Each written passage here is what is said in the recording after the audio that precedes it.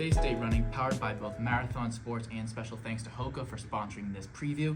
Today, me and Cam are going to cover the Division 1 boys and girls teams going into Gardner this weekend. If you're not familiar how it's broken down to three categories: Division 1A, Division 1B, and Division 1C. Starting off with Division 1A, the big team there is Brookline. We've seen them compete this year so far, and they've looked unbelievable. Big meet they had earlier this season was the Bowdoin Park XC Classic out in Bowdoin Park, New York, where they went up against some of the top teams in the nation from around New England and finished second overall as a team. There's a 18-second spread between their top five that day. Came in second to, powerhouse of the Northeast and Christian Brothers Academy. All-state champions last year. These guys are experienced. Definitely one of the top favorites going into divisionals and all-states. Yeah, they're really deep. Their top five are all within, 20 seconds of each other, ranging from 15.26 of the PR this season to 15.40. So definitely they're one of the bigger teams to watch out for. The other one in that division I want to say is probably Lexington. Has a couple top guys up there as well. Boston College, Cambridge Regional Latin, Newton, South, and North, both teams usually in that competition as well. But definitely Brookline is the big favorite for that meet, I want to say. But still, definitely, when it comes to qualifying, top sevens from each division make it. So Brookline, I would say, has an easy entry. But when it comes to the next few guys, a lot of their faster times have been this past back half of the season during league meets or at the Bob Glenn and Twilight Invitational. So 1A girls should definitely be an exciting, close race between the teams. We've got some of the top athletes in the state across the field. First team that comes to mind, Acton Boxborough. They're coming off a win at DCLs, taking down some strong teams such as Cambridge Regional Latin, Westford Academy. Senior Paige McKierney ran an 18-19 to finish second at Frank Mooney at Rentham, and then their 2 and 3, Elizabeth Latham and Catherine Callahan, finished third and fourth in that race in 1901 and 1908. Weymouth as well recently won the BSC meet on a tiebreaker. This was thanks to a second place finish by Gracie Richard, who certainly will be in the mix at the front of that pack in the 1A race, looking to win it. The team that came in second that day was Needham. Sophomore Greta Hammer has had an incredible season. She won the BSC meet on the individual side. Another girl who will certainly be in the mix for that individual title. Yeah, she ran 18:07 earlier this year during her dual meet against Framingham and Newton North. Acton, Boxborough, Weymouth, Needham, three teams to definitely look at. A few more. Newton North, pretty strong team.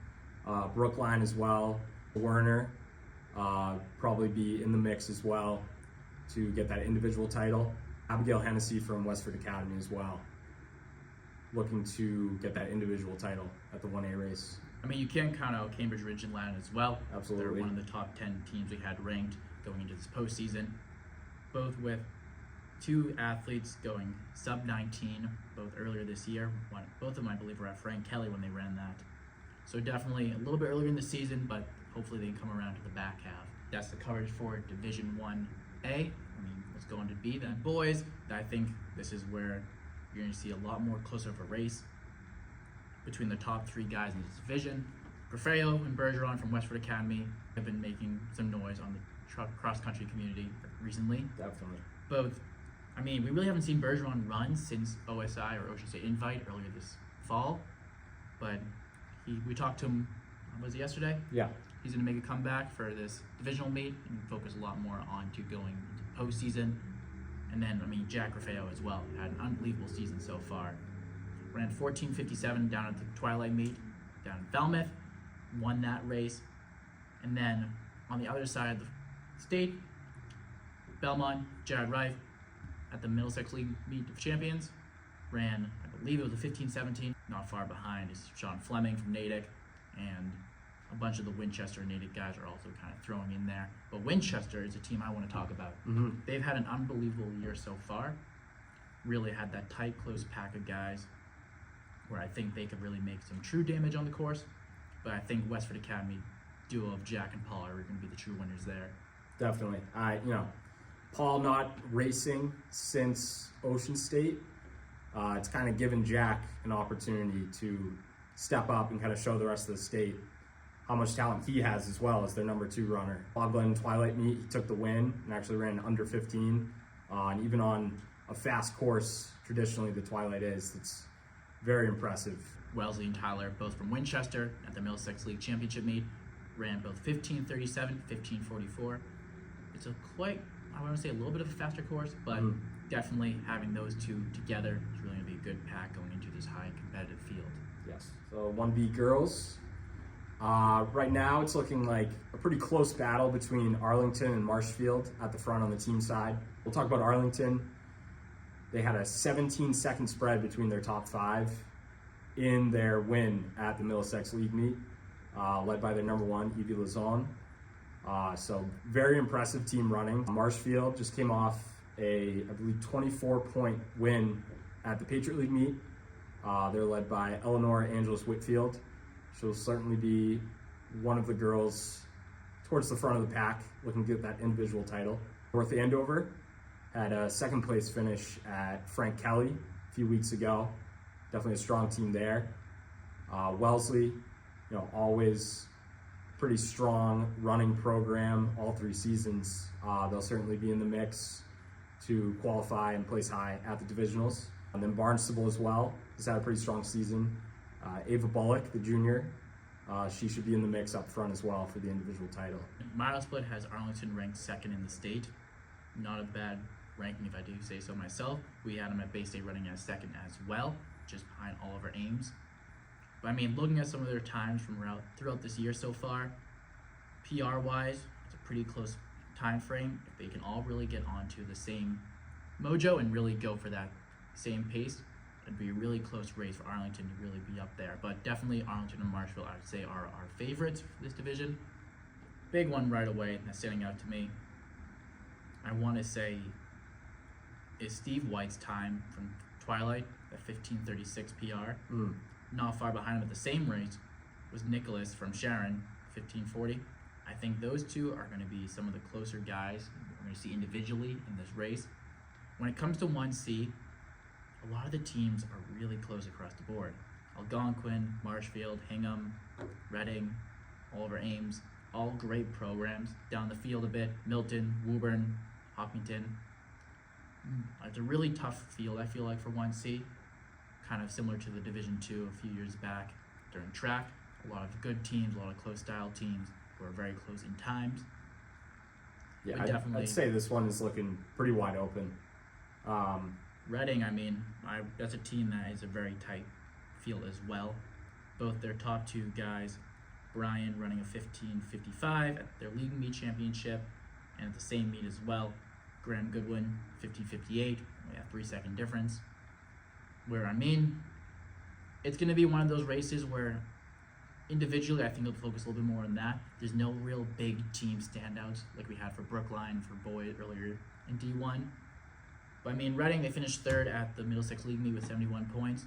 Not a bad placement, just behind 2 really tough teams like Lexington and Winchester, and just ahead of Wakefield, another strong team. But I think this one is going to be kind of all over the place when it comes to times for teams. I think you're going to see a little bit more individual qualification from this division, but it's hard to tell. Yeah, on the individual side too, I wanted to mention Brendan Thomas from Oliver Ames. He's had a really solid season. Ran a 15:41 at Ocean State, and then 16:01 on Franklin Park at the CM invite. Keep an eye on Ryan Leslie from Billerica. Very similar times at 15:46 at Ocean State, 16:05 at CM to take the win in his race. So I'd keep an eye on those guys on the individual side as well. I think this one you'll have a little bit more, pull away when it comes to a team. Yeah, 1C girls race.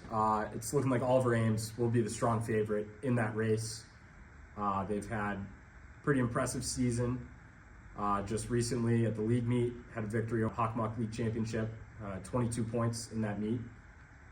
Their top 2 are both capable of sub-19, and then all the way down the board to top 5. All 5 girls are more than capable of running well under 20 minutes.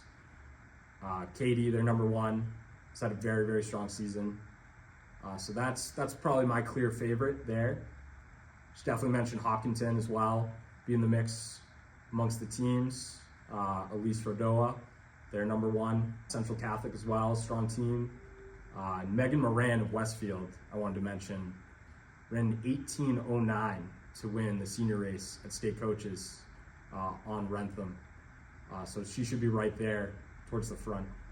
Yeah, I mean, to kind of go over what you're saying as well, another team I think we want to keep our eye on is North Attleboro. They've had some really good times in this back half of the season, both at the Hawk League Championship and down at Twilight earlier this year. I mean, the Swisters of Katie and Molly both running very similar times to each other. Katie ran in 1943, then Molly ran a 1956. Sandwiched between them at the Twilight meet was Ellie. She ran in 1947. Having that close three, I think can definitely get up there on the team finishing wise, but Oliver Ames, I think, is just going to pull away with it. But aside from that, those are the 6 divisions from 1. Do you have anything else to add on, I think? Don't think so. Excited for this weekend. Yeah, I mean, Gardner, very hilly course. It's one of those ones where you have those rolling hills up and down, and depending on the conditions. If you had the 80-degree temperatures we had, 2-3 weeks ago, Yeah. It's not going to be fun. But from what it seemed like, the weather forecast has been kind of more chillier. Yeah. Mid-60s, a little overcast, cloudy. Nothing too crazy there. But should be a good race overall, I would say. Absolutely. Aside from that, I'm Adam. This is Cam from Baystaterunning. Thank you again to Marathon Sports and Hoka for sponsoring this. We'll catch you in the next one, which will be Division 2.